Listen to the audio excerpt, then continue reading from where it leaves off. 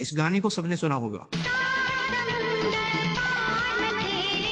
इस गाने में जो एक्ट्रेस है वो है दिव्या भारती, जो इस गाने के बाद रातों रात स्टार बन गई और फिर अचानक से रहस्यमय तरीके से इनकी मौत हो गई। लेकिन क्यों? एक रात मुंबई के कपूर हॉस्पिटल में 5 अप्रैल 1993 को लगभग 1:12 पर एक एम्बुलेंस दाखिल होती है। उस एम्बुलेंस में एक लड़की जिंदगी और मौत के बीच जूझ रही थी। बताया जाता है कि वह लड़की अपनी बिल्डिंग के 5वें माले से गिर गई है। सिर पर गहरी चोट और सांसें भी काफी मुश्किल से ले रही थी। जैसे ही उसे स्ट्रेचर पर लेटाया गया और डॉक्टर उसके पास आया तो उसने डॉक्टर की शर्ट को काफी ताकत से पकड़ा, जैसे कह रही हो कि मुझे बचा लो। लेकिन जैसे ही स्ट्रेचर हॉस्पिटल के दरवाजे के अंदर घुसा तो उसकी सांसें कम होती चली गई और पकड़ भी ढीली पड़ गई और कुछ ही सेकंड में उसने प्राण छोड़ दिए। उस लड़की का नाम था दिव्या भारती, जो सिर्फ 19 साल की थी। बॉलीवुड की सबसे चमकती स्टार, जो 7 समुद्र पार गाने के बाद लोगों के दिलों पर राज कर रही थी। दिव्या का जन्म 25 फरवरी 1974 को ओम प्रकाश और मीता भारती के घर पर हुआ था। इनके मम्मी पापा का कोई इंडस्ट्री कनेक्शन नहीं था और बचपन में ही पढ़ाई में काफी ज्यादा खराब थी। अन्य चीजों में इनका काफी ज्यादा इंटरेस्ट था, जैसे डांस, एक्टिंग। बचपन से ही श्रीदेवी को अपना आइडल मानती थी और उनकी तरह ही बनना चाहती थी। काफी कम उम्र में इन्होंने मॉडलिंग और एक्टिंग स्टार्ट कर दी, ऑडिशंस देने स्टार्ट कर दिए। अभी एक दिन डायरेक्टर कीर्ति कुमार की इन पर नजर पड़ी और उन्होंने कभी से फैसला कर लिया कि उनकी फिल्म की एक्ट्रेस यही बनेंगी। पहले इनके घर वाले मना करते हैं, लेकिन जब गोविंदा खुद इन्हें लेने आते हैं तो इनकी बात बन जाती है। हालांकि पहले कुछ फिल्मों से इन्हें निकाल लिया गया और कुछ फिल्में बाद हो गई,